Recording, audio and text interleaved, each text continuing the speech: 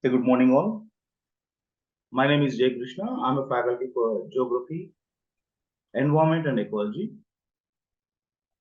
Here we're going to go for UPSC Civil Service Examination for the General Studies paper number 1 for the year 2023.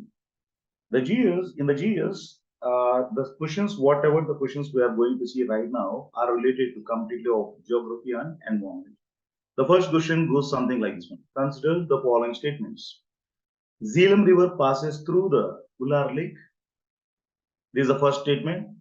Yes, whenever you are seeing the route, the path of the river, the Zeelam River, which takes birth in the Verinag region of the Jammu and Kashmir, this passes through the Ular Lake. In fact, this Ular Lake is the largest freshwater lake of India. Then the second statement, Krishna River directly feeds Kulleru Lake. See, the question is regarding about the freshwater lakes. Here, this is also a freshwater lake. This is also the freshwater lake. Kulleru Lake is also the freshwater lake and the largest lake of Andhra Pradesh. Here it is Jammu and Kashmir, but it is Andhra Pradesh. Krishna River, in fact, the two rivers of Andhra Pradesh, one the Godavari River, another one is the Krishna River. Both they are draining into Bay of Bengal. This is Bay of Bengal. In between the Godavari River and Krishna River, exactly somewhere here in between, you can find the largest freshwater lake of Andhra Pradesh called as Kulleru Lake. Neither Godavari is draining into Kulleru Lake, nor the Krishna River is draining into Kulleru Lake. In fact, some of the minor streams of the small rivers like Tallimeru, Budameru, these are the, I have given the explanation, like Budameru, the Tallimeru streams, these are the streams that are joining into the Kulleru Lake. So this statement is wrong. Whereas the third statement, let us see the third statement. The meandering of the the meandering of the Gandak River forms the Kanwar Lake. What do you mean by the meanders of the river? Whenever you are seeing the path of the river normally will be moving in a sinuous path. This is called as the sinuous path. This sinuous path of the river is called as the meanders of the river. These are the meanders. As and when the meanders get entrenched, as they gets elongated. Say for example, if this is one meander like this one, because of continuous flow of the water, sometimes the outer edges of the meander will keep on getting eroding. The moment once they keep on erode, then at one point of time, the two streams that are present there in the upper reaches and the lower reaches, they get united to form a direct stream. Like say for example, if at all I am showing the picture in a key manner, if this is the meander of the river, this is the part I am taking. If the stream starts moving straight like this one, this part of the river bifurcates and it remained as a individual lake. Now the stream appears like this one. Now this becomes a lake. Since the water is already there in this one, it appears as a crescent-shaped lake. Such a crescent-shaped lakes are called as oxbow lakes. They are called as oxbow lakes. The best example for the oxbow lakes is the Kanwar Lake. The Kanwar Lake that is present in the Bihar region, the state of Bihar, formed because of the Gandak River. This very Gandak River takes birth in the Nepal hills, and in the Nepal, the Gandak River is called as Narayani River. It is called as the Narayani River in the Nepal. And the river's meandering of this Gandak has made the lake called as Kanwar Lake. The very Kanwar Lake is also called as Kabartal Lake. Is called as the Kabartal Lake. In fact, what is the current related news regarding this Kabartal Lake?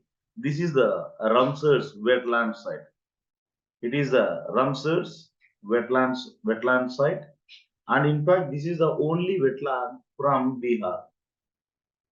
So this statement is right. This is the statement right. This statement, the Krishna River is not directly, this is a question, directly feeding the Kolari Lake. This is wrong. Therefore, the two statements are right. Only two should form the answer. Answer should be B. Then moving to the next question. moving to the next question. It is with respect to the major ports of India and in fact the ports of India and well known as the first one, the Kamarajar Port. The Kamarajar Port is located in the Tamil Nadu region. Right now, this Kamarajar Port was announced as a major port and it was renamed as Ennore Port. This is called as Ennore Port. This Ennore Port is located to the north of Chennai. In fact, this Ennore Port was located very close to the Chennai Port. Suppose if this is the Chennai Port, just around some 20 to 25 kilometers above the Chennai Port, this is Chennai, this is the Ennore Port. It is located just to the north of Chennai. What is the need of constructing such a major port, two major ports to very nearby areas in order to maintain the traffic? As a Chennai is a huge port where the traffic is continuously increasing. In order to handle the cargo in the Chennai port, where there was a need for establishing a new port which can handle the cargo of Chennai, and therefore on the war footing basis, this Ennore port was constituted. Once upon a time, it was the Kamra smaller port, but now it is made as a major port called as the Ennore port, and it was nationalized in the year 1926. This is the first major port which was registered as a company. This is about the Kamarajar port, nothing but the Ennore port. Then Mundra port, which is located in the Gujarat state, in the Ran of Kutch region. This Mundra port is the largest privately owned port. Yes, the statement is right. It is the largest private port, and in fact, this is the one of the important ports where it is holding major quantity of cargo. As this region is close to West Asia, suppose if this is the Ran of Kutch region, where you can find the Mundra port, this is exactly where the Mundra port is located. This is the area. In the Ran of Kutch, since it is close to the West Asia, and the West Asia is known for the oil and the natural gas, and therefore the port has become a very great significant port. So the statement 2 is also correct. The third statement, Visakhapatnam port, this is given as the largest container port of India. In fact, the Visakhapatnam port is the highly sophisticated port and the modern port that is present in the India. Here you can find the construction of indigenous submarines. The best example, if at all you are seeing the first indigenous submarine called as nuclear submarine, it is by name Arihant. The nuclear submarine Arihant, which is developed in an indigenous manner in India, was constructed in Visakhapatnam.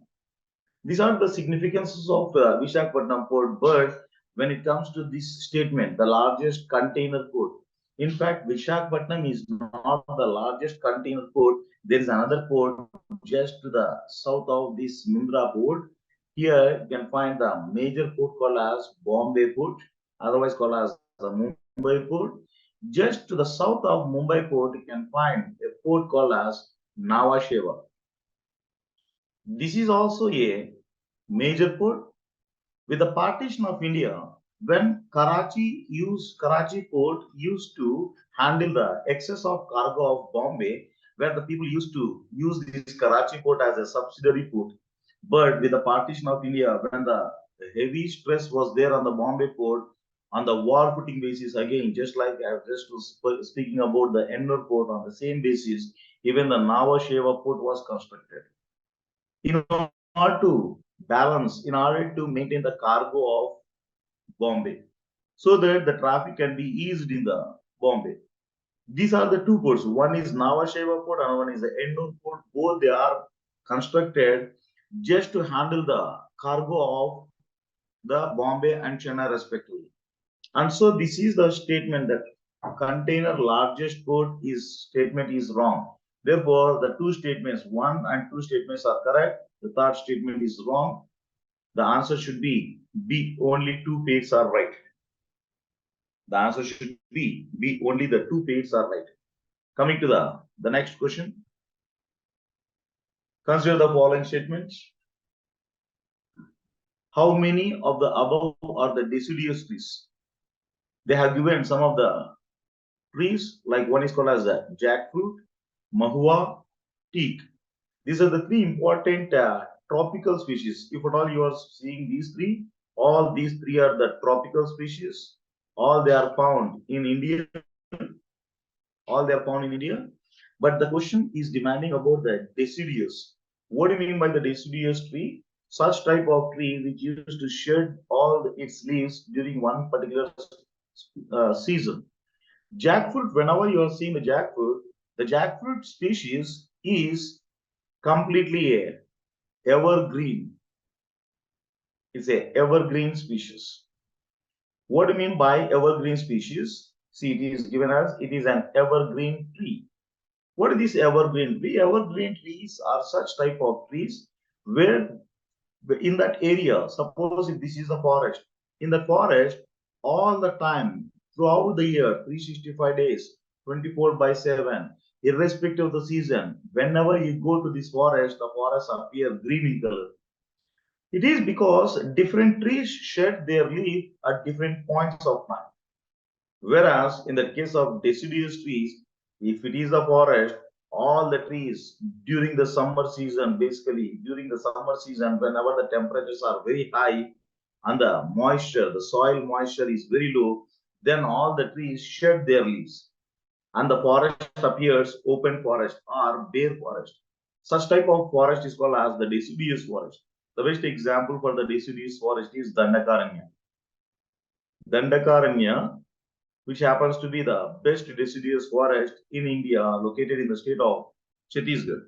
So jackfruit is a evergreen, so the answer should be not be the jackfruit. Whereas mahua, yes, mahua is a deciduous plant which is widely found in entire India.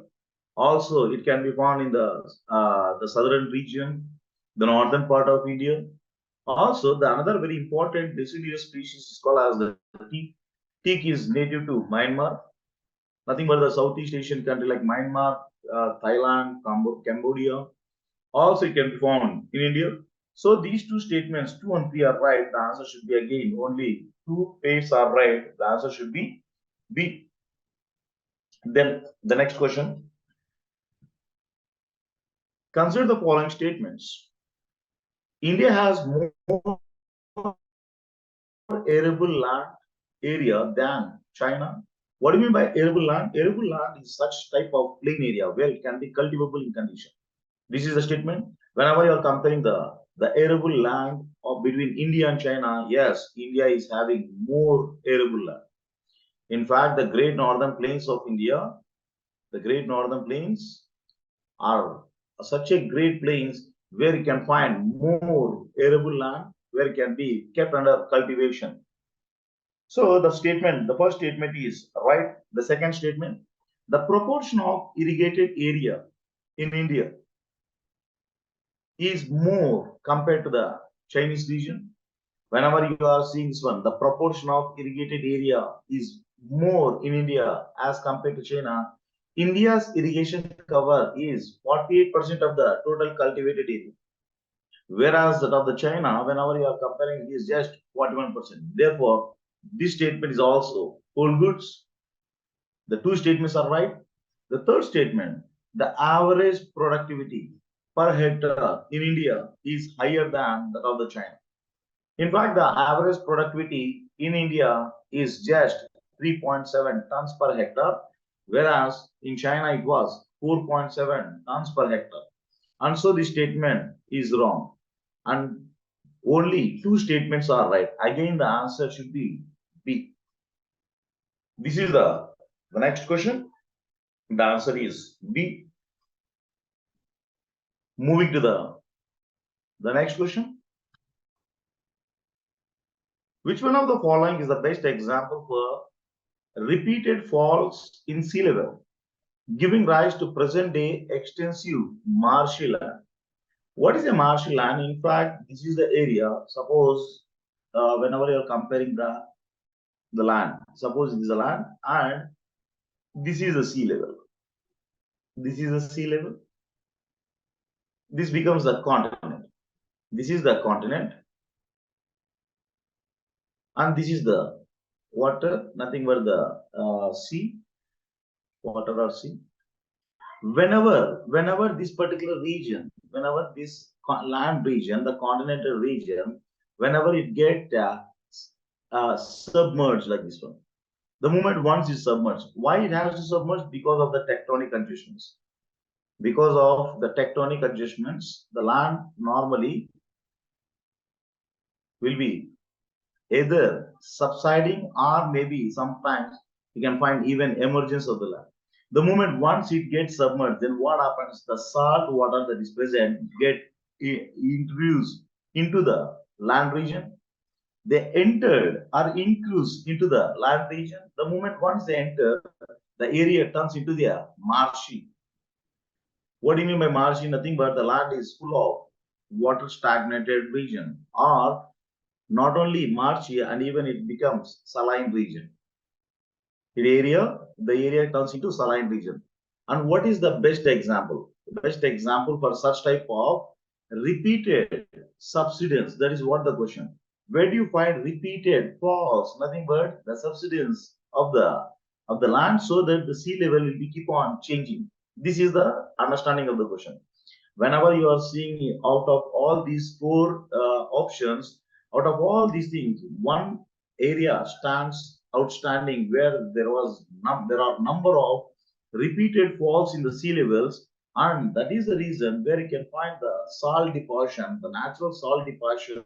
It is there on the region called as the Ran of Kutch. The Ran of Kutch in the geological past experienced repeated sea falls. The west coast of India, the entire, if at all you are seeing this west coast of India, as such, the west coast of India is a submergent variety. Submergent, not just the Ran of Kutch region, entire in the West Asia, western coast of India up to the Malabar part. This is the area where you can find the submergence. Whenever the land is continuously submergence, yes, this area has get converted into the very important marshy region. This is the best option out of all these options. This is called as the Ran of Kutch. The answer should be D. Then moving to the next question. The question goes something like this: when they have written, they have given two important minerals, ilmenite and rutile, abundantly available in certain coastal tracts of India. They are rich sources of which are the following minerals. This particular ilmenite and the rutile are the two important ores of titanium. In fact, these two minerals are found in the coastal sands of India, in both the west coast and the east coast, especially in the coast like Malabar. In the coast of Malabar, you can find.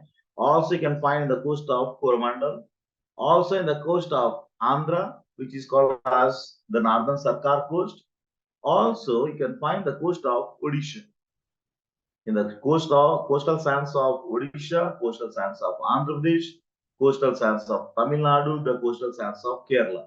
In all these areas, you can find the rich deposits of ilmenite and rutile, which are the best examples for the extraction of the mineral like titanium. Titanium is commercially extracted by a process called as reducing the titanium chloride with magnesium. Whenever you are reducing the titanium chloride with the magnesium, then you can find the titanium mineral. This titanium mineral is used in the medical industries. Not only the medicinal industry, also it can be used in the automobile industry. This is about the titanium. The type of minerals are ilmenite and rutile. Then the answer should be D. Then the next question. About 3/4 of the world's cobalt, a metal required for the manufacturing of batteries for electric motor vehicles, is produced by. With the climate change ever happening right now at the global level, now the people, nothing but the scientific community, is shifting from the fossil fuels. Whenever you are burning the fossil fuel, the greenhouse gases are emitted and it is leading to the global warming, which is in turn responsible for climate change. In order to get rid of the climate change, what is important is we need to shift from the fossil fuels, and the hope is given by lithium and cobalt. These are the two important minerals where they are having the capacity to store the energy for a longer duration. Longer duration. In order to store the energy for longer duration, the lithium and the cobalt are used in the batteries, which are called as electric batteries, where these batteries are used widely in the laptops, the cell phones, also even in the electric vehicles. And these are going to be the hope of the world countries for the next upcoming generations. Whenever we are going to get rid of the one type of energy, the other type of energy is giving the hope. Where do you find these minerals? Especially the question is talking about 3/4 of the world's cobalt. The 3/4 of the world cobalt reserves are extracted right from the country called as Democratic Republic of Congo, which is located in the Africa. Exactly over. Suppose if this is Africa, if this is the equatorial region, this is the area where you can find the Congo. If at all I am showing this one perfectly, yes, this is the equator. This is the area where you can find the Democratic Republic of Congo. This is the area we can find where rich cobalt reserves are there. A very, very rich cobalt reserves in the year 2022. It stands world's number one in the production of cobalt, which is widely used in the manufacturing of batteries for the electric vehicles. So the answer should be C. The answer should be C. Then the next question. Again, the question goes with respect to the African continent. What is the question? Which one of the following is a part of the Congo Basin? In fact, this is an important river, the Congo River, which happens to be the lifeline for the people of the Africa. Again, this is Africa. This is equator. This is the Congo River, which cuts the equator twice.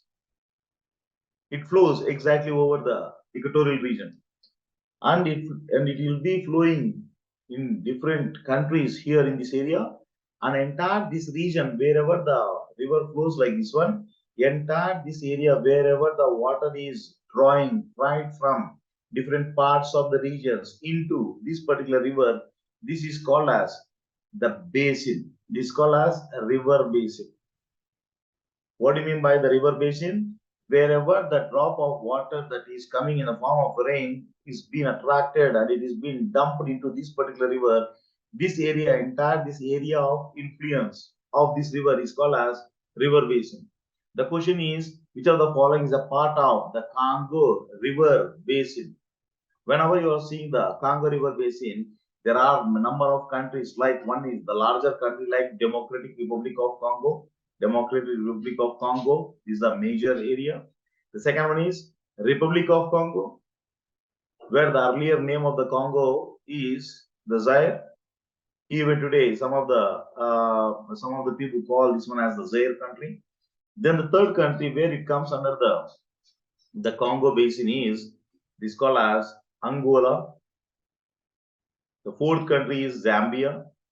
Right from the Zambia country, where the waters are being joining into the Congo River. That is what the meaning. Then the next one is called as Tanzania country. Then the sixth one is called as Rwanda, with the capital city Kigali. Then the next country is Burundi. These are the rivers. Wherever the rainwater happens in all these countries, if the rain happens in any one of these countries, the raindrop slowly makes its way into the Congo River. That is what called as the river basin. And whenever you are seeing in all these areas, I have given Democratic Republic of Congo, Republic of Congo, Angola, Zambia, Tanzania, Rwanda, Burundi, and finally the last country which is called as Cameroon, which is given here as one of the options. Therefore, the answer A choose the Answer A is the answer. This is the Cameroon is the basin of Congo. Then the next question. Consider the following statements. Amarkantak Hills are at the confluence of Vindhyas and Sahyadri ranges.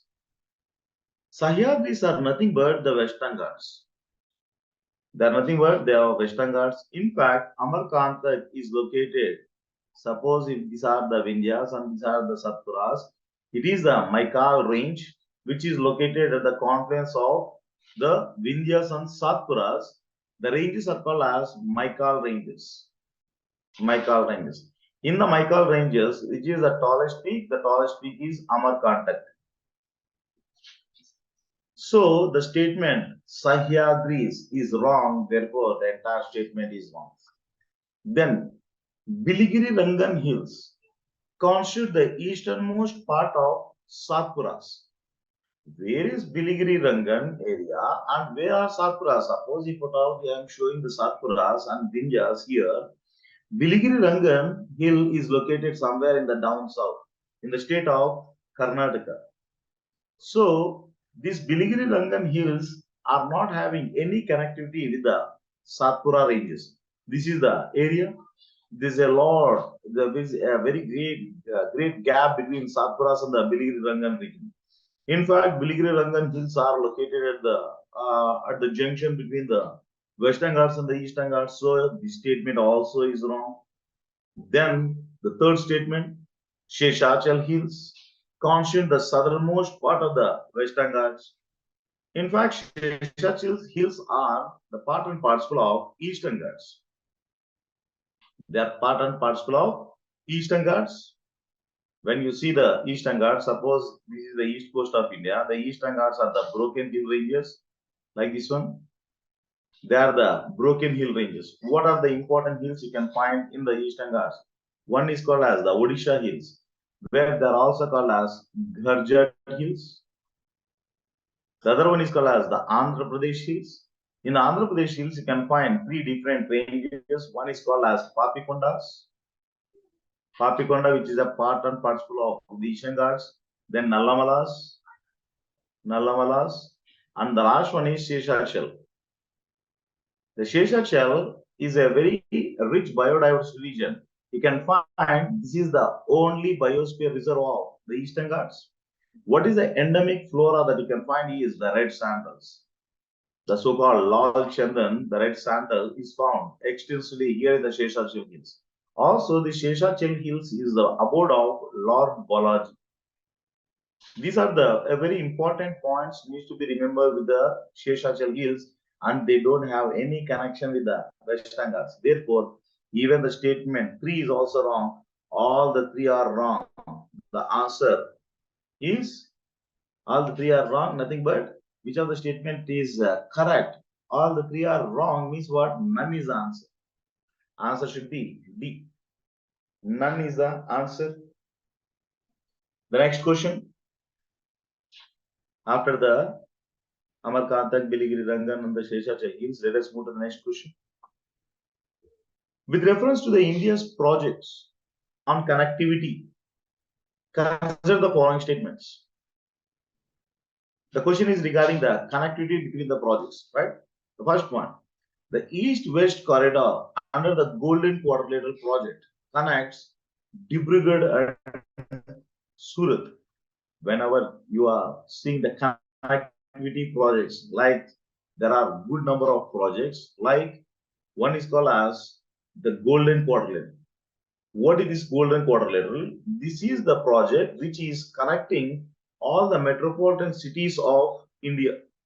What are the 4 major metropolitan cities? Delhi is connected with Bombay, Bombay is connected with Chennai, Chennai is connected with Calcutta, the Kolkata is connected again with the Delhi. Whenever you are connecting all these major metropolitan cities, it appears just like a quadrilateral. Within this one, you can find the sub-projects like North-South corridor, also East-West corridor. The question is talking about the East-West corridor. When we talk about the East-West corridor, what are the two important cities that are connected between the east-west corridors? One is the Silchar city of Assam. Silchar is the southernmost region city of Assam, which is located in the Surma Valley. Of Assam. Whereas the westernmost city of India is connected again with this east-west corridor. It's called as Porbandar. Porbandar of Gujarat is connected with the Silchar of Assam through east-west corridor. Whereas because of the north-west-south corridor connectivity, Srinagar is connected with the Kanyakumari in the north-south corridor. But it is given like, Dubhrigad, which is located in Assam. Surat, definitely it is located again in Gujarat and Assam. The states are right. See, this is the state. The states are right, but the cities are not right. Silchar instead of Dibrugarh should be there, and Porbandar instead of Surat should be there. Therefore, the statement is wrong. Then the second statement, the trilateral highway connects More in Manipur. Yes, this is a very important region, More of Manipur, and Chiang Mai of Thailand. This trilateral highway, what are trilateral? Nothing but three countries are getting united. One is called as India, the next one is called as Myanmar, another one is called as Thailand.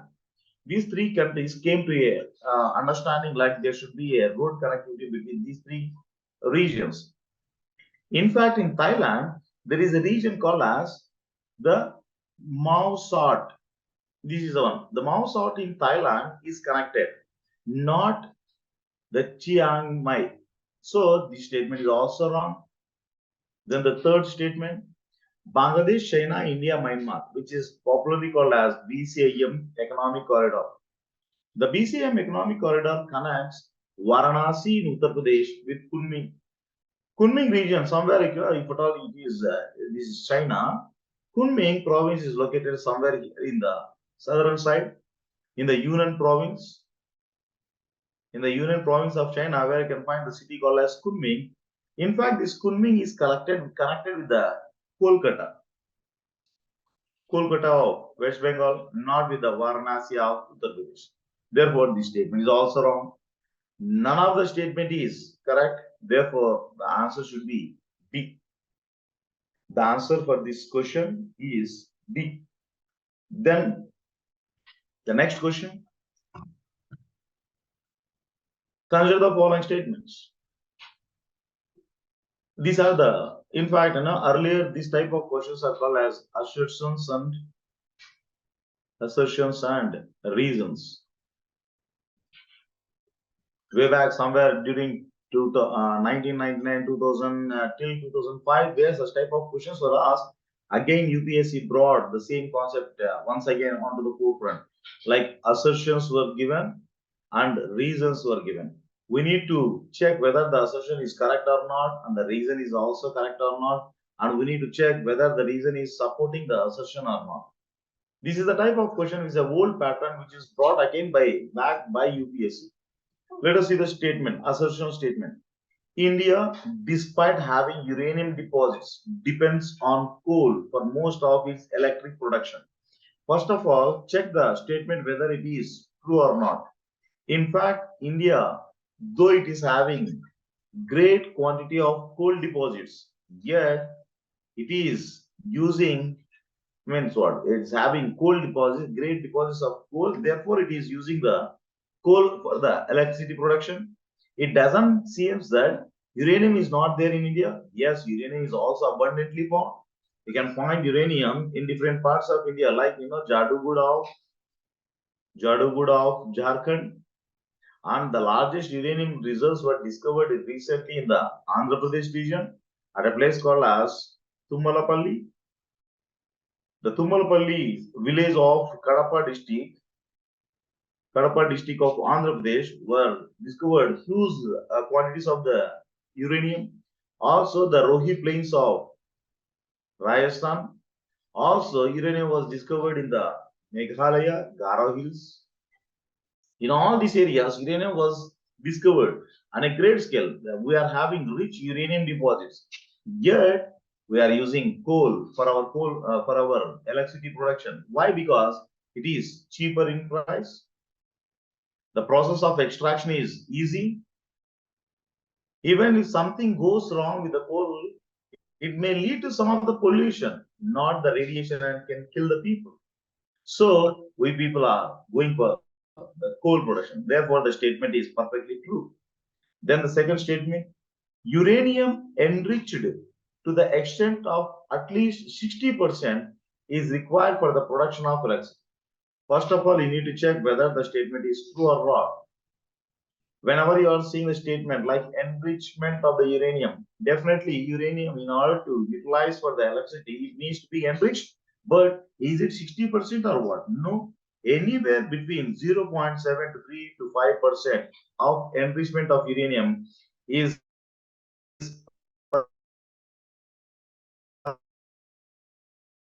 whenever it is enriched beyond 60%, then we can be used for another high-end technologies, maybe even for the making of the bombs.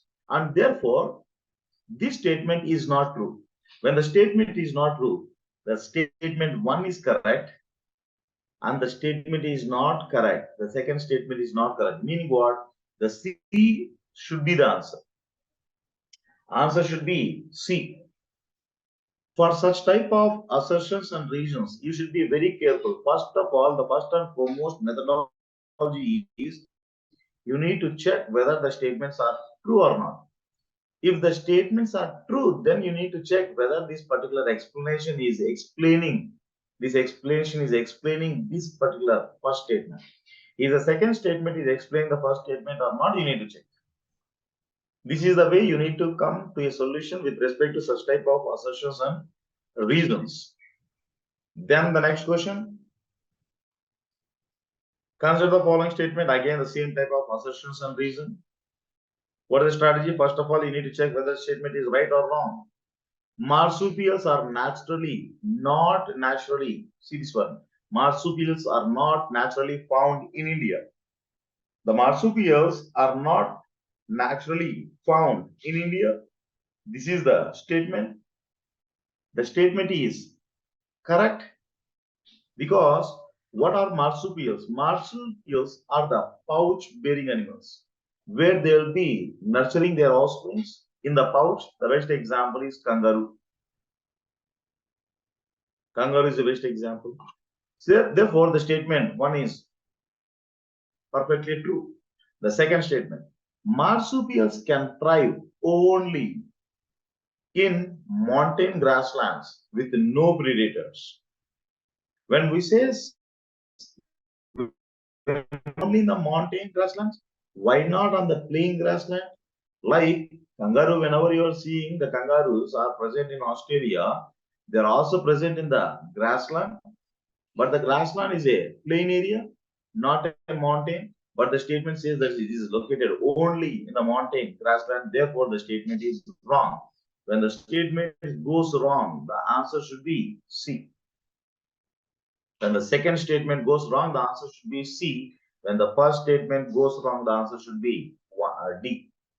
Here, in our case, it is the second statement which is going wrong. So the answer should be C. This is about the marsupials and the Australian. The best example is kangaroo. The next question. Invasive species specialist group.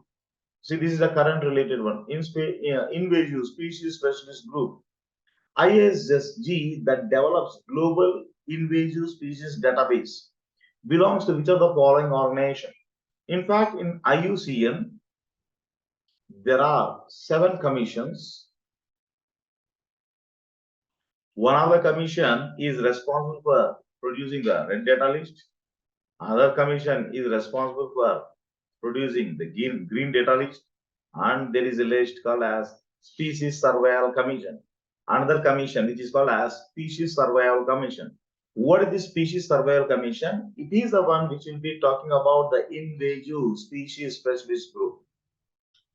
Therefore, the answer should be the IUCN. This is the institution-based question. This is the institution-based question. This is the IUCN, the International Union for the Conservation of the Nature. The answer should be A. This is the answer. Let us move to the next question. Consider the following fauna, nothing but the animal kingdom. What is fauna? Nothing but the animal kingdom. Lion-tailed macaw. In fact, they are the endemic species that are present in the Silent Valley National Park. They are present in the Silent Valley National Park of Kerala. A very, very important species, highly endemic. These species are not the nocturnal species. How many of the above are generally nocturnal or most active after sunset? Meaning what? They are very active only during the night times, not in the daytime. Therefore, this statement is lion-tailed macaws are definitely the species that are present in the Silent Valley National Park, but they are not active in the nighttime. They will be sleeping completely. Therefore, the statement is wrong. Whereas there are other species. This is a species that belongs to the cat. It appears just like our domestic cat, which is called as Malabar civet. Malabar civet is a nocturnal animal. The animal comes out only during the night time for the food and the gathering of other required elements. Also, there is another species called as sambar deer, which is highly found in the Indian subcontinent, along with the Southeast Asia. Also, it is found in the Eastern Asia also. This sambar deer is also a nocturnal animal, but right now this animal is under the dire situation where it is being hunted. One is by the tiger and even by the people of different regions where there are hunting this one. This is also a nocturnal species. Therefore, the two statements, one is Malabar civet, another is sambar deer. Both they are the species which are nocturnal. Therefore, the answer only two is right. The answer should be B. The next one. Which of the following organisms performs waggle dance for their kin to indicate the direction and the distance to the source of their food? See this wonderful character of the species. In fact, every species will be struggling for the existence. This particular character of waggle dance. The waggle dance is a very, very famous dance and is a very popular question in all the competitive exams. The waggle dance is basically by the honeybees. They'll be making certain movements of their body so that they can indicate or communicate with the other species, especially their offsprings, their kin, where they'll be guiding them the distance of the source of the food and the direction. So the answer should be C. This is the honeybee. Then the next question. Consider the following statements. Some mushrooms have medicinal properties. Some mushrooms have phytocatic active properties. Some mushrooms have insecticidal properties. Some mushrooms have bioluminescent properties. In fact, the question is completely based upon the different varieties of mushrooms. How many of the above statements are correct? Some mushrooms have medicinal properties. Yes, there are some mushrooms which are rich in vitamin B2 and B12. There are some mushrooms which are psychoactive properties. They are having psychoactive properties like the best example, the magic mushrooms. In fact, the magic mushrooms are the ones which are in high demand. They are grown normally not in the Indian territory, but they are found in the USA. You can find them in the Mexico and the Western world. Nothing but the Western world. In this area, you can find these magic mushrooms. Some of the mushrooms are having insecticidal property, meaning what? Wherever these mushrooms grows, the insects and other pests will not be coming here. And some of the mushrooms are bioluminescent. What do you mean by bioluminescent? Nothing but they'll be glowing during the dark time, nothing but during the night. In the night, they'll be glowing. It's called as bioluminescent. All the statements, 1, 2, 3, 4, all the statements are perfectly true. Therefore, the answer should be D. This is about the answer. All the statements are perfectly true. Then the next question. Consider the following statements regarding the Indian squirrel. They build nests by making burrows in the ground. They store their food material like nuts and seeds in the ground. They are omnivores. What do you mean by omnivores? They are the one where they can capable of eating both the vegetarian food and the non-vegetarian food. This is the omnivores. They are the apex organisms in the food chain. Suppose if this is the pyramid which is representing the producers, then the herbivores. Herbivores are the species where they will be eating only the vegetation, nothing but the plant eating species. Whereas the other species called as the carnivore, they are the species which are highly flesh eating animals.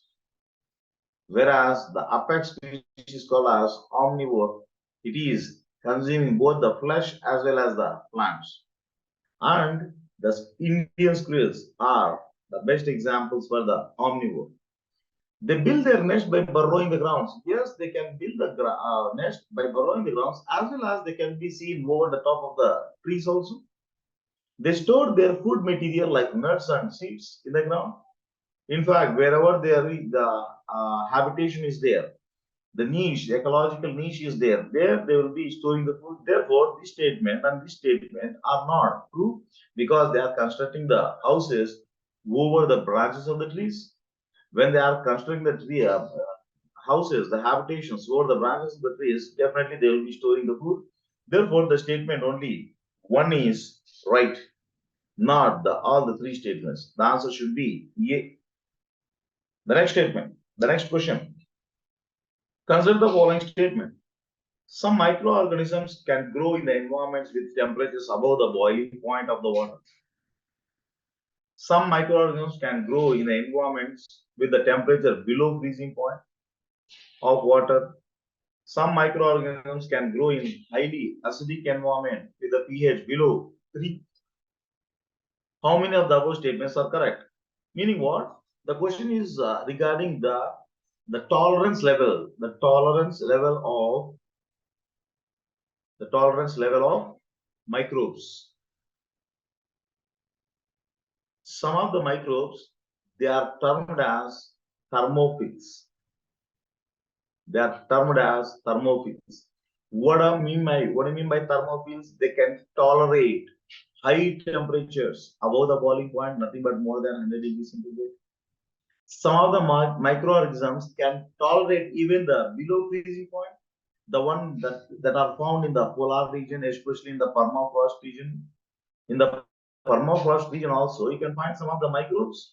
Also in the deep trenches of the ocean, you can find the microbes where the temperatures are sub-zero, meaning what? -10, -20, even -40 degrees centigrade.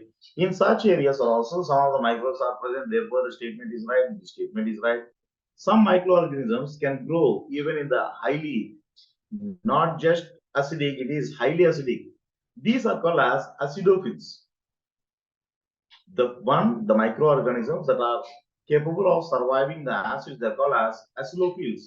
Yes, some of the microbes can survive even in the acid medium. Therefore, the three very statements are perfectly true. All the three are correct. This is about the statement, the three statements that are given. All the three statements are right. Moving to the next question. The next question. Which one of the following makes a tool with a stick to scrape insects from the hole in the tree or log of wood? This is the animal character. The animal character is specifically mentioned and they are asking the question, meaning what? In fact, whenever you are coming across one particular species, this is very much in news recently. The name of the animal is called as orangutan. The name of the species is called as orangutan. The orangutans are almost all having more than 90% of the human, similar DNA to that of the human.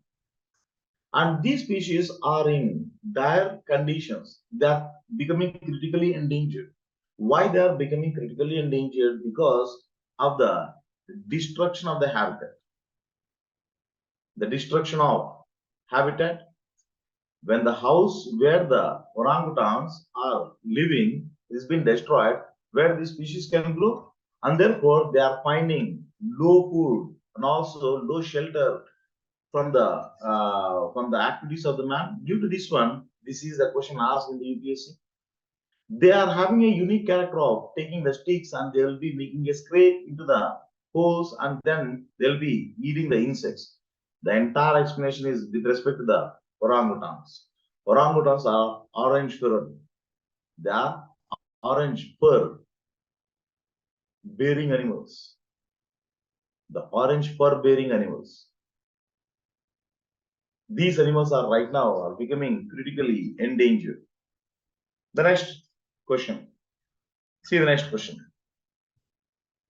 Consider the following statement. Aerosols, foam agents, fire retardants, lubricants. In the making of the how many of the above are hydrofluorocarbons used? In making of how many of the above are hydrofluorocarbons used? Means what? In all these aerosols, foam agents, fire retardants, lubricants, hydrofluorocarbons are used in which of these following? In fact, in the aerosols, yes, you can find the use of hydrofluorocarbons. In the foam agents, yes, you can use the hydrofluorocarbons.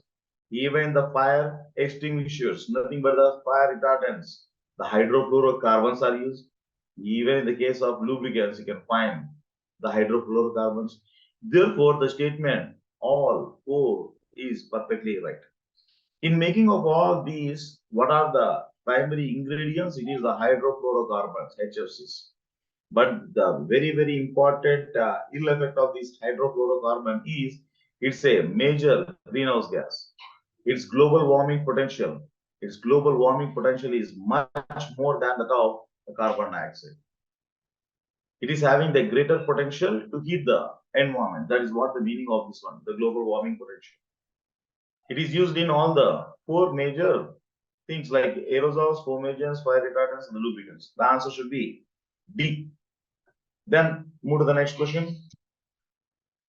Again, the question, assertions and reason type. What is the question? The question goes something like this one. Carbon markets are likely to be one of the most widespread tools in the fight against the climate change. Yes, the statement is perfectly true. In fact, the carbon trading, a very wonderful trading that was given out in the Kyoto Protocol,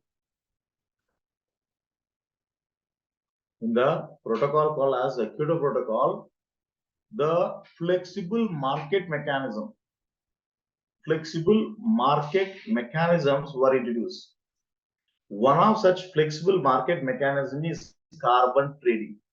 What are the other two flexible market mechanisms? One is called as joint venture. The other one is called as clean development mechanism. The third one is a very important carbon trading. Carbon for the first time has become a commodity to be bought and is what to be sold and purchased. This is because of the Kyoto Protocol and the flexible market mechanism. Therefore, the statement the carbon markets are likely to be one of the most widespread tool in the fight against the climate change. The statement is perfectly correct. Then the second statement, see the second statement. The carbon market transfers resources from the private sector to the state. This is the statement. Yes, this is also the true. Why? Because in the name of controlling the industries which are emitting more and more carbon, where the penalization can be done and the money are in the form of resources, they can be taken. One very important certificate introduced by the government of India is called as Assertions. In the process of application of the concept like PAT scheme, there is a scheme introduced by the government of India called as PAT scheme. What is the PAT scheme? Called as perform,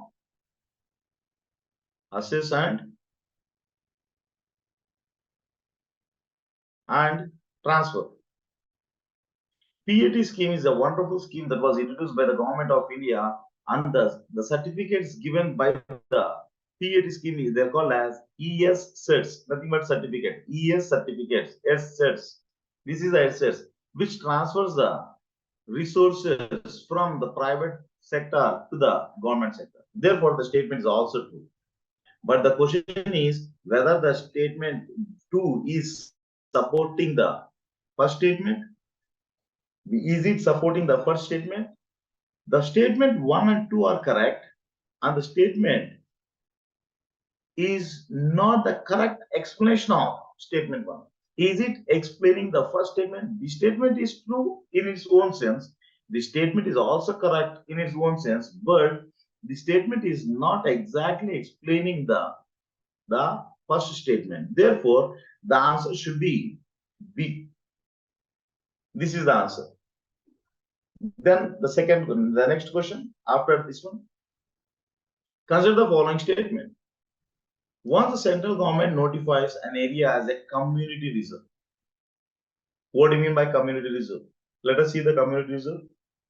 Suppose if this is a protected area, maybe a forest.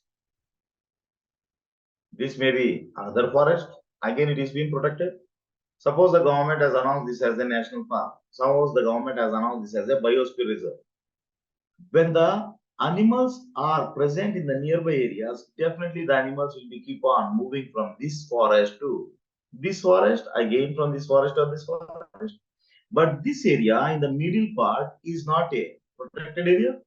When this is not a protected area, the animals can be vulnerable for the death because of maybe traffic, or maybe the people can simply walk, since it is a area which is not a protected area. The poachers can be present here. Then the animals becomes highly susceptible. They become vulnerable. They can be poached here. And therefore, the government came with a new concept called as community reserve and the conservation reserve. The community reserve and the conservation reserve. What is this community reserve and conservation reserve? This particular area, which is not a protected area, if the land is under the private people, then this very area is called as the community reserve. If the same area where the land is under the government, where it is called as conservation reserve. That is the only difference between the community reserve and the conservation reserve, where both the areas are the areas which are located between the two protected areas. In order to have a higher degree of protection to the species, the community reserves and the conservation reserves were given in the conservation of biodiversity. Now, with this background, see the question again. Consider the following statement. Once the central government notifies an area as a community reserve, then the statement number 1, the chief wildlife warden, CWW, of the state becomes the governing authority of such forest. When the community reserve is announced, the chief conservation authority becomes a governing authority for such forest. Yes, the statement is right. Whenever any area is announced as a community reserve or the conservation reserve, then what happens? Under the Wildlife Protection Act 1972, what happens? The chief wildlife warden becomes the whole and sole authority. Then hunting is not allowed in this area. Yes, the statement is perfectly true. Then the people of such area are allowed to collect non-timber produce. Yes, they can be allowed to collect non-timber produce. What do you mean by non-timber produce? Maybe certain grasses, maybe certain roots, maybe certain flowers. They can take some of the fruits, flowers, honey, but not the timber. The statement is also true. The people of such areas are allowed traditional agricultural practices. This is not allowed. Therefore, the statement 1, 2, 3, only 3 statements are perfectly correct. This is the answer for this one. C is the answer. Then the next question. Consider the following statement regarding mercury pollution. See, mercury, in fact, mercury is a heavy metal with the symbol Hg. This is the one which is causing the disease called as Minamata disease. Minamata is a DASEAC. Minamata is a place in Japan. For the first time, because of the extraction of the mercury in the Minamata region, the disease spread. The disease was named on the area where the disease spread. It's called as Minamata disease. Now, when the mercury will be released, gold mining activity is a source of mercury pollution in the world. Yes, the statement is right. Coal-based thermal plants cause mercury pollution. Yes, the statement is right. There is no known safe levels for the exposure of mercury. Yes. Even in the Minamata, the same statement is given as is, like there is no known safe level of exposure to mercury. Yes, the statement is right. All the three statements are right. This is about this mercury pollution. Then the next question. The next question is the map-based question. Consider the following statement: Bulgaria, Czech Republic, Hungary, Latvia, Lithuania, Romania. How many of the above mentioned countries share a common border with the Ukraine? Since Ukraine is there much in the news, therefore you can find the question on which is on map based. Whenever you are seeing the countries like Romania is there, which is a country that is by the side of Ukraine. Also, you can find the other country like Hungary. Hungary is there. The two countries are neighboring to this one. Ukraine is bordered by Belarus to the north, Russia to the east, Sea of Azov and the Black Sea to the south, Moldova, Romania, and Hungary. Could you see Hungary? Slovakia, Poland to the west. These are the areas that are connected. Whereas Latvia and Lithuania, they are the small countries. Czech Republic, again small country, which is located in the westernmost side. Therefore, the areas like these are the two areas, two states where you can find the bordering with these countries. Like one is Hungary and one is Romania. The answer should be A. Only two. This is the answer. The answer is A. The next question. With reference to the Earth's atmosphere, which of the following statements are correct? The total amount of insolation received at the equator is roughly 10 times that of the received at the poles. Whenever you are seeing the insolation, definitely can find more insolation along the equator, but it is not as 10 times as that of the poles. Then infrared constitute roughly 1/3 of the insolation. Infrared is the one which is emitted by the Earth's surface, where it is given and it is been observed as a terrestrial radiation mostly. Therefore, again, the statement is wrong. The infrared waves are largely absorbed by the water vapor. That is concentrated in the lower atmosphere. That is the reason whenever you are seeing the remote sensing images, how the any area or the any material can be sensed by the remote. Whenever an object receives the sunlight, it has to reflect. More the reflection, more the brightness. When the reflection is very, very less, then it appears dark in color, not bright in color. And whenever you are seeing the remote sensing images, the water bodies that are present are dark in color. The infrared waves are largely absorbed by the water vapor that is concentrated in the lower atmosphere. Yes, the statement is right. This is a statement. Infrared waves are part of visible spectrum. No, they are not the part of visible spectrum. If at all you are seeing the visible spectrum, this is the VGR. This is the what is called as the visible light. Next to the red, the frequency of the wave is less than infra to the top of the red. Therefore, they're called as infra. Lower to the top of the red color waves. Therefore, they're called as infrared, IR red frequency waves. The answer should be C. The answer is C. Then the next question. Again, assertions and reasons. The soil in the tropical rainforest is rich in the nutrients. The very statement is wrong. Whenever the first statement, nothing but assertion itself is wrong, no need to read even the reason. Blindly can go for the statement D because the statement 1 is incorrect. Even though it is correct, even though it is explaining, doesn't make any sense. Here we'll be saving some time. Whenever the first statement, if you are very sure that the first statement is perfectly true, then no need to go for means what perfectly right in sense. This is incorrect. When you know that as incorrect perfectly, then you need not to go to the reason of how. You'll be saving some time here. However, this is a discussion, so we are going ahead with the discussion of this one. The high temperature and moisture of the tropical rainforest causes dead organic matter in the soil to decompose quickly. Though they are decomposing quickly, but the thing is, the soil is leached down. What do you mean by soil is leached down? Because of very great amount of rainfall, more percolation is there. When more and more percolation is there, as the raindrop is slightly acidic in nature, and therefore it can dissolve the nutrients very easily, the nutrients like salts, and all the salts are being taken to the lower reaches.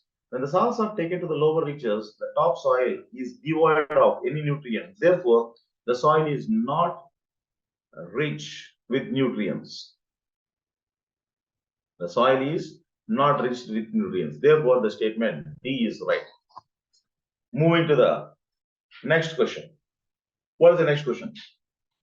Again, assertions and reason. The temperature contrast between the continents of the ocean is greater during the summer than in winter. Yes, the statement is perfectly true. In fact, whenever you are seeing the land, suppose if this is the land and this is the water body, when the sunlight is falling equally over the two bodies, within less time, within no time, very, very less time, the temperatures are very high here.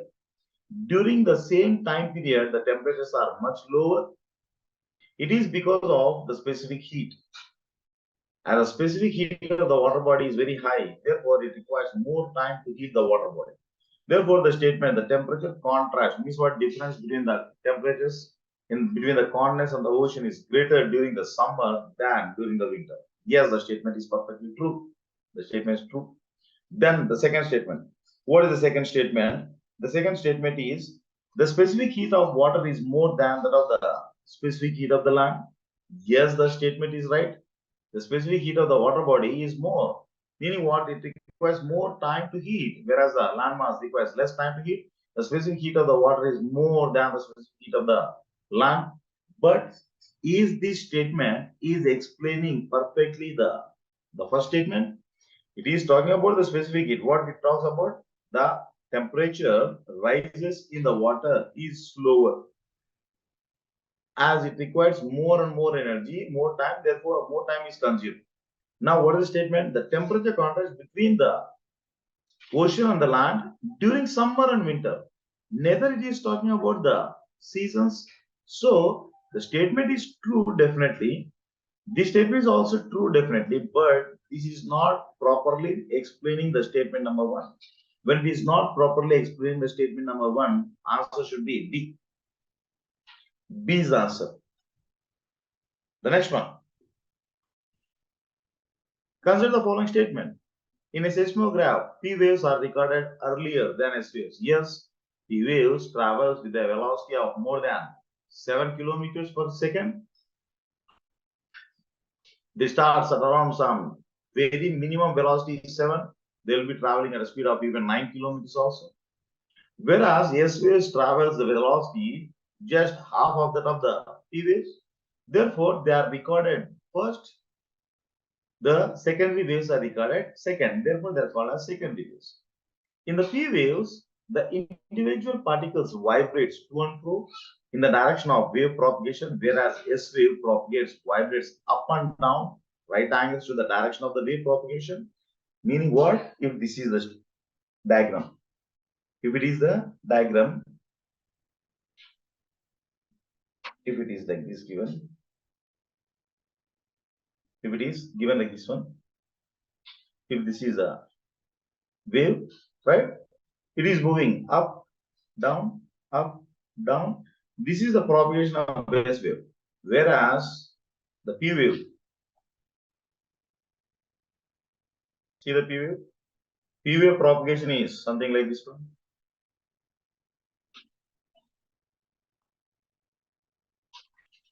just like the sound waves.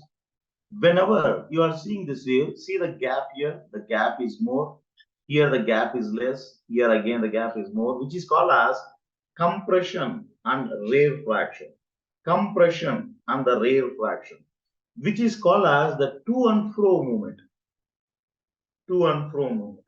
The statement, this statement is perfectly right, this statement is perfectly right. Both the answers 1 and 2 are perfectly correct. This is what the answer is C. Then, with reference to the coal-based thermal plant, with reference to the coal-based thermal plants, which of the following, coal-based thermal power plants in India, consider the following statement. None of them uses seawater. Some of the coal-based thermal plants also use the water. Therefore, the statement is wrong. None of them set up in water-stressed district. There are a number of examples where the coal-based thermal plants are established in the water-stressed districts. Then none of them are privately owned. Again wrong. There are a good number of privately owned coal-based thermal power plants. The best example, Adani thermal power plant, which happens to be the largest thermal power plant in India. Therefore, the three statements, 1, 2, 3, all they are wrong. Which of the following statements are correct? None of them are correct. The answer should be D. The next one. Consider the following activities. Spreading finely ground basalt on the farmland extensively. Increasing the alkalinity of the ocean by adding lime. Capturing carbon dioxide released by various industries by pumping it into abundant subterranean mines in the form of carbonated waters. How many of the above activities are often considered as and discussed for carbon capture and sequestration? See, these are the things that are related to, what is called as geoengineering techniques. They're called as geoengineering techniques. In the geoengineering techniques, there are two types. One is called as the carbon management technique. Another is called as solar radiation management. All these geoengineering techniques are meant for reducing the global temperatures in order to curtail climate change. Therefore, the tree spreading of the basaltic rock on the farmlands will be absorbing more and more carbon dioxide. Whenever you are increasing the alkalinity of the ocean, this concept is called as iron fertilization. This is called as iron fertilization, otherwise called as ocean fertilization. Iron fertilization or ocean fertilization, which will be reducing the carbon dioxide in the atmosphere by absorbing more and more carbon by the ocean body. This is a wonderful concept. Recently, a pilot project was constructed, and where the pilot project has given a positive result. What is the name of the project called as? Southern Ocean Iron Release Experiment. This is the experiment conducted in the recent past in order to increase the alkalinity of the ocean so that the ocean water can absorb more and more carbon dioxide. Southern Ocean Iron Release Experiment. This is the experiment conducted in the Southern Pacific Ocean, and they came to know that good quantity of carbon dioxide is being observed by the ocean because of increasing the iron into the ocean. A very, very important strategy. Then carbon dioxide is being captured. Suppose if any industry, suppose this is one industry, if it is releasing more and more carbon dioxide, now what the scientific community are explaining, you need not to allow this particular carbon into the atmosphere. They can be channelized into a ground where the abundant mining was there. Whenever the mining was done already, then the area is vacant there.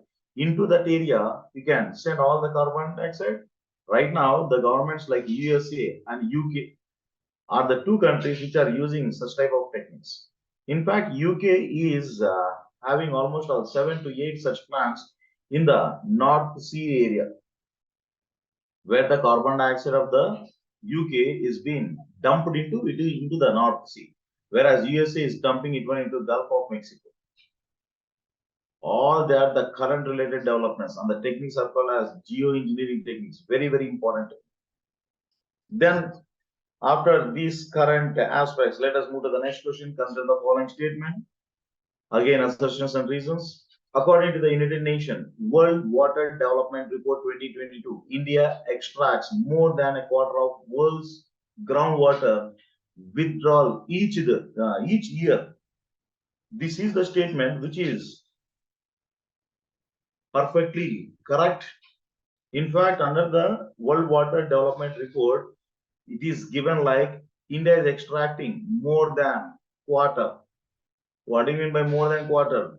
A huge quantities of waters are being extracted. Out of all the countries in the world, we are extracting more groundwater.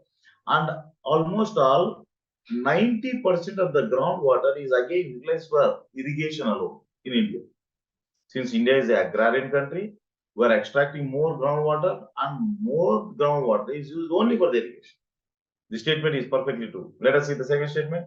India needs to extract more than a quarter of groundwater each year to satisfy drinking water. More than 90% is used for irrigation. Just now I explained, it's not for drinking water. Salinization needs, no, it is not for salinization needs. Almost 18% of the world population living on the territory. The statement is wrong.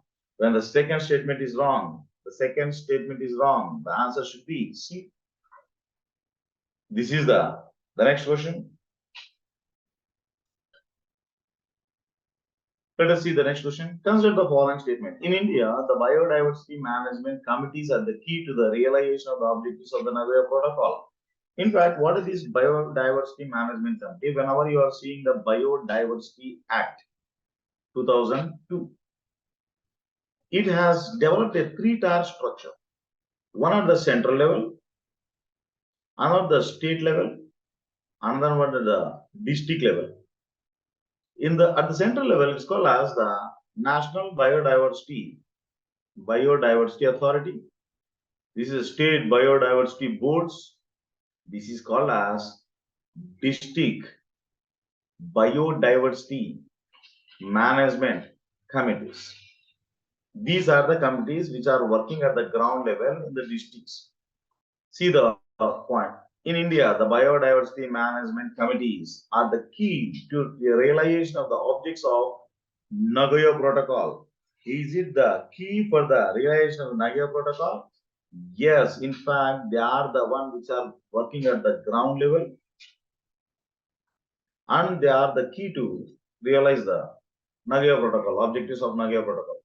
Then the next one, the biodiversity management committees have important functions in determining the access benefit sharing, which is popularly called as ABS. Access benefit sharing, which is nothing but one of the very key object of Nagoya Protocol. The biodiversity management committee has an important function in determining the access and benefit sharing, including the power to levy taxes, collection fee on the access of biological resources within its jurisdiction. The statement is perfectly true. Therefore, the statement 1 and 2, both they are right. This is about the next question. This is about the biodiversity. And let us move to the next question. What is the next question? Switzerland is one of the leading exporters of the gold in terms of value. Again, this is assertion. The statement is true. Why it is true? Recently, in the year 2021, Switzerland exported 86.7 billions of gold. Then the second reason, let us see the reason. Switzerland has the second largest gold reserves in the world. This is a statement which is wrong. Switzerland has the seventh largest reserves in the world, accounting for just 6.3% of the foreign reserves. Therefore, when the second statement is wrong, the second statement is incorrect. The answer should be C. Then move to the next question. With reference to the green hydrogen, consider the following statement. It can be used directly as a fuel for internal combustion. It can be blended with the natural gas and used as a fuel for heat or power generation. It can be used in the hydrogen fuel cells to run the vehicle. In fact, all the three statements are perfectly correct. The green hydrogen is used as a internal combustion material. It can be blended again with the natural gas and can be used as a fuel. It can be directly used as a hydrogen cell fuel to run the vehicles, electric vehicles. This is what you are talking about. They are called as hydrogen vehicles. Directly can use. Yes, the three statements, all three statements are right. That is the reason the government of India has gone for the green hydrogen project in order to get rid of the fossil fuels again. This is the statement. Then let us move to the question numbering. Not number is not there. With reference to the role of biofilters in recirculating aquaculture system, consider the following statements. Biofilters provide waste treatment by removing uneaten fish meats. The answer, see the answer.